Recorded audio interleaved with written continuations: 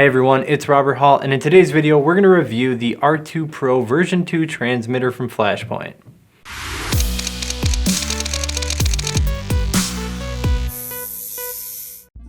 If you didn't watch my previous video, then the product we're talking about today is the R2 Pro version 2 transmitter, which is a Flashpoint exclusive update to the original Godox XPro or Flashpoint R2 Pro. And I do have to let you know that Adorama is a sponsor of my channel, so while they are not influencing or paying for this review, I do have to disclose that to you. And you can find a link to this product in the description below. Now, I switched to the original R2 trigger before I even switched to Sony. So back in the fall of 2017, I believe I switched, and then I got a Sony model when I switched to Sony in early 2019, and that's the only trigger that I have used for all my Godox and Flashpoint equipment. So I hopped on the R2 Pro version 2 as soon as it came out, and my way of testing it was I decided to completely stop using the original R2 Pro that I was really comfortable using and just get used to this one for about a month. Now, in my announcement video, I somewhat poked fun at this trigger,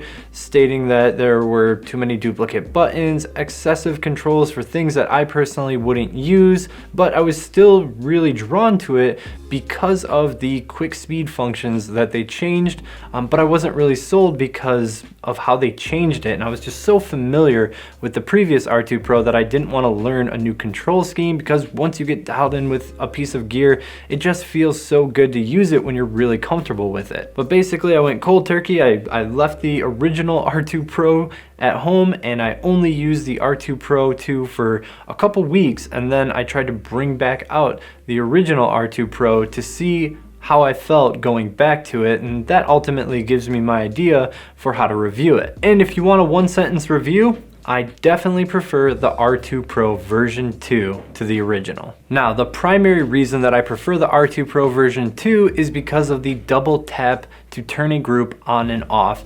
This is just a really big time saver. It allows you to move through the trigger way faster, and if that was the only thing that they changed, then I would have been happy, and I'd still suggest it as an upgrade. As far as changing to the new control scheme with the groups that are right around the dial as opposed to the upper left of the trigger, once you get used to it, it's no different. You get really comfortable and you get dialed in with it. I will say, for the entire first week that I used it, I was locking the trigger all the time, because when I went to set up my first light, I would go into my old habits and I would tap where the A button used to be, and that's now where the lock button is. And then you have to hold the lock button down to unlock it just so you can begin to control it correctly. So there were definitely some growing pains in adapting to it, but like I said, I went cold turkey. So I adapted in just a couple days with it, and now going back to the old one, it feels completely foreign. So once you build in that muscle memory, the changes to it won't really affect you much. And having the groups right around that command dial is definitely a tiny millisecond faster than reaching up for the groups. I do still find myself having to look at the group buttons a little bit more just to make sure that I'm hitting the proper button, but I'm sure with time I'll get just as dialed in like I was with the original R2 Pro, where I don't even have to look to press a group button. My second favorite thing about it is the backlit keys, especially when you are first getting used to it. It's just so nice when you're inside of a dark venue or shooting out at night to clearly be able to see what you're pressing before you even hit it. Now, I would still argue that the additional controls are in excess, especially the duplicate buttons. There's still two places where you can hit all and select all the groups at once. There's still two places where you can hit zoom. So I think that control scheme isn't exactly polished, but it does open up some possibilities in the future if they want to modify what is on that home screen while the physical buttons stay the same. So we'll see. I think they're pretty much out of additional functionality that they can apply it to, but who knows, maybe they'll put something else helpful on it in the future with an update. The other thing I recognize is that I'm looking at this through the lens of my own workflow. I don't change and turn the sound on and off. I don't change the modeling lamps on my lights, ever. You know, these are things that I don't do, but other photographers might benefit from greatly. So ultimately, I think it's better to have that functionality than to not have access to it at all. Like maybe they want the sound to come from their C group light for this session because that's the most powerful light and that one's going to recycle the slowest. So they want the sound every time their complete setup has recycled, and maybe that light's going to change from shoot to shoot. So that could be nice to have, as opposed to having to walk up to the lights and change the sound setting in the custom functions. Same goes for the modeling lamp. A studio photographer is much more likely to utilize the modeling lamp on the Godox X series, as well as have fine control of it. And lastly, the built-in Bluetooth control is going to be really nice for studio photographers, especially if they have their lights set up in the same position and they want to dial in different setups. They can move between those setups really quickly by using presets built in the app. That's not something that I would ever rely on in the field, but in a studio environment, I could see how that would be beneficial. Now, there were some problems on the original R2 Pro that I feel like could have been addressed with this update, and they weren't. The first is the way too flimsy battery door.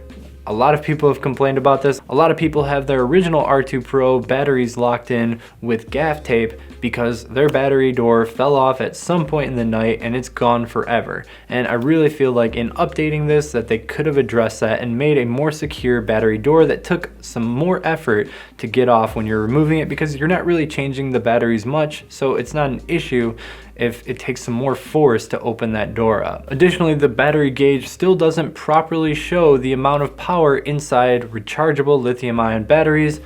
Not sure if this is something that can be fixed or why it's a problem. Apparently it's a voltage issue that can't accurately represent both types of batteries. I'll be honest, I don't know the reason that the battery gauge does not properly show the power level of rechargeable batteries, but it's still an issue on the R2 Pro 2, and if there was a way to fix it, I would have appreciated it, because it's just nice to know when you're low on batteries in case you're going into something really important.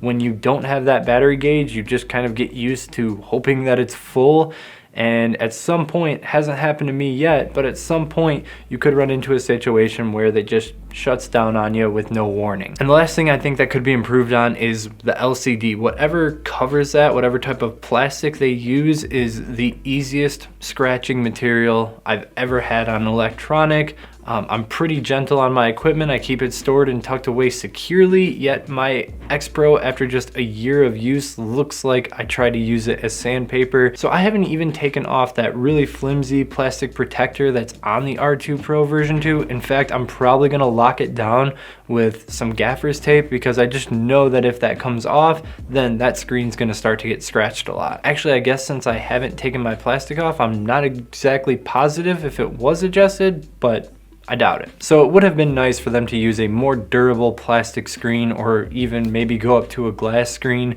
just so that it functions a little bit better and stays safe for a long time, because once those scratches start piling up, especially when you're not using the backlight, it really reduces the visibility of the display. The last thing that I really like is the bigger numbers. I feel like I'm not bringing the trigger up to my face as much anymore. Like I used to have to bring it up really close so I could see exactly what the numbers were as I moved it, and now I'm kind of doing it from a lower, more comfortable position. So that was a nice little upgrade that they added in, to have the bigger numbers just so you can see everything more clearly. So there's quite a lot of functionality added, but the price didn't go up at all. So the R2 Pro version 2 is $69, just like the original R2 Pro. So to me, if you already have the existing R2 Pro, I would upgrade if you feel like you could benefit from those additional features, or if you feel like you want a little bit more speed, especially that double tap to turn a group on like I love.